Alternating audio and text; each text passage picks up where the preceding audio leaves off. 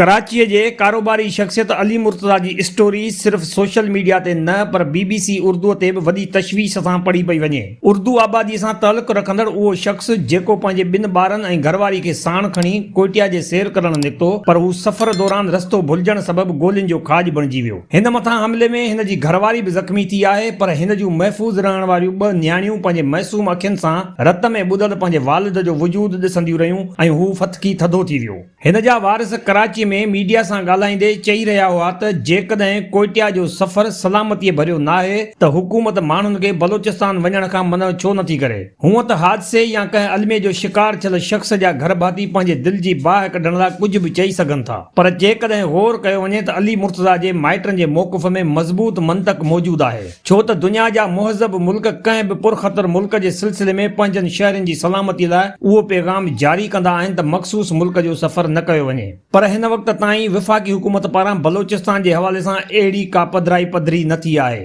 जॾहिं त बलोचिस्तान जे सिलसिले में अली मुर्तज़ा जो क़त्ल को पहिरियों वाक़ियो नाहे। अली मुर्तज़ा खां अॻु में बलोचिस्तान में ईंदड़ या बलोचिस्तान खां वेंदड़ मुसाफ़िरनि खे गाॾियुनि मां लाहे ऐं संदन शनाख़ती कार्ड ॾिसी क़त्ल कयो वियो आहे। अहिड़नि वाक़ियनि जी भरपूर मुज़बत बि थींदी रही आहे, पर जीअं उर्दू में चवंदा आहिनि, मर्ज़ बढ़ता गया जूं जूं दवा की। सो बलोचिस्तान में बदअमनी जो मर्ज़ वधंदो रहियो आहे, जॾहिं त विफ़ाक़ हिन वक़्त ताईं हिन जो कूड़ो सचो इलाज बि न कयो आहे। बलोचिस्तान में मुसाफ़िरनि खे मौत जे आगोश में उछलाइण वारा वाक़िया उन महिल त तशवीश जे आख़िरी हद खे छुहनि था जॾहिं पूरी ट्रेन खे अगवा करण जी कोशिश कई वई ऐं उन ऑपरेशन में 41 इंसाननि जूं ज़िंदगियूं अजल जो शिकार थियूं। ताज़ो बलोचिस्तान खां ईंदड़ ट्रेन भरिसां तमामु वॾे मिक़दार वारो बारूदी मवाद फाड़ियो वियो ऐं उन में तमामु घणा इंसान ज़िंदगीअ खां महरूम थी विया। हिकु तरफ़ बलोचिस्तान में ॿाहिरिनि मुसाफ़िरनि ऐं महिमाननि जो उहो हशर थींदो रहियो आहे ऐं ॿिए तरफ़ ख़ुदि बलोचिस्तान जावनि जा मस्क थियल लाश मिलंदा रहिया आहिनि ऐं तमामु घणा माण्हू हिन महिल ताईं मिसिंग बणियल आहिनि। ताज़ो उन सरज़मीन जी न्याणी समी बलोच सोशल मीडिया ते उहो मौक़िफ़ इख़्तियार कयो आहे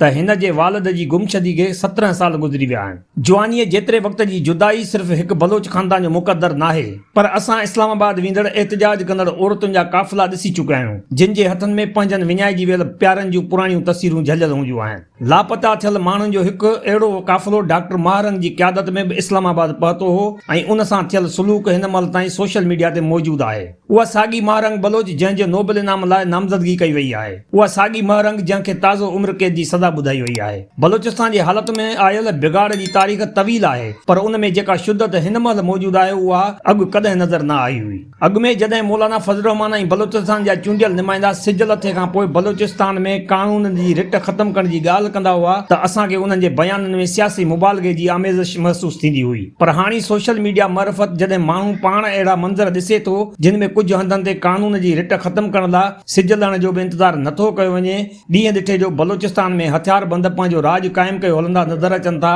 बलोचिस्तान बाहि जो खूरो बणिजी वियो आहे। उनखे विसाइण अॼु एतिरो आसान न आहे जेतिरो काल्ह हो, पर काल्ह ताईं बलोचिस्तान जे कंहिं बि अॻुवाण जी ॻाल्हि ॿुधण जी तकलीफ़ न थिए कई वई। उहा रवश खैरनि सां हाणे बि जारी आहे। गुज़िरियल ॾींहुं बलोचिस्तान जो अॻूणो वज़ीर आला डॉक्टर अब्दुल मालिक बलोच असेंबलीअ में दावूं कंदे चई रहियो हो त बलोचिस्तान जी हिन महिल ताईं सियासी तरह सां डील न कयो वियो आहे, पर बलोचिस्तान खे हिन महिल ताईं हिकमत अमलीअ सां हलायो वियो आहे। उहा साॻी ॻाल्हि अख्तर मेंगल बि कंदो हो ऐं हू अहिड़ियूं ॻाल्हियूं कंदे कंदे नेठि असेंबलीअ खां अलॻि थी वेही रहियो। बलोच अॻुवाण दावूं कंदा रहिया आहिनि ऐं विफ़ाक़ी सरकार ॿोड़ी बणिजी ॿुधंदी रही।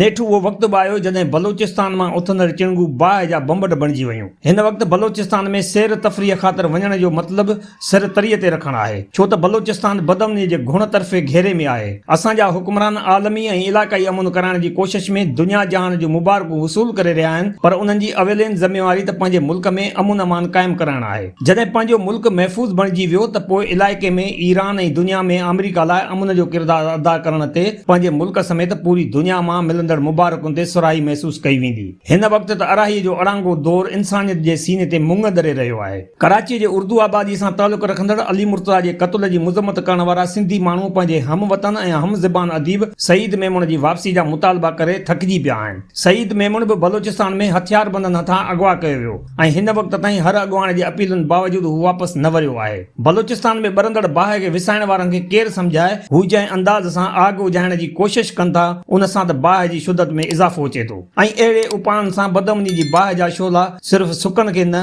पर सावनि खे बि साड़े रहिया आहिनि।